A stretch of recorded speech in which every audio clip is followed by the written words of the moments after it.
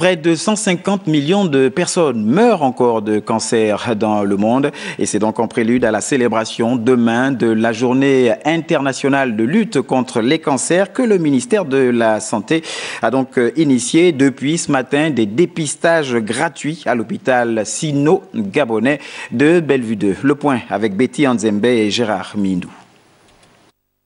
Nous pouvons, je peux, c'est le thème de cette année. Après la phase de sensibilisation sur les cancers de sein, de l'utérus et de la prostate, place maintenant au dépistage. Des patientes ont répondu présents à cet appel afin de connaître leur statut. Venez vous faire dépister. Vous n'aurez peut-être pas de cancer, mais on pourra découvrir autre chose qui vous dérange à votre insu.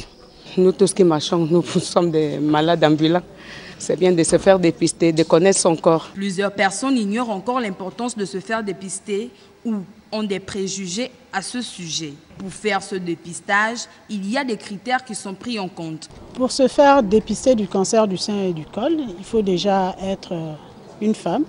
Après, il faut avoir au moins 25 ans et avoir déjà eu au moins un rapport sexuel. Pourquoi certaines ne veulent pas adhérer? Donc, c'est des questions qu'on a posées aussi pour comprendre. Et parmi les réponses, certaines femmes pensent que l'élément, c'est-à-dire le matériel qu'on utilise, se retrouve chez plusieurs femmes pour le même examen.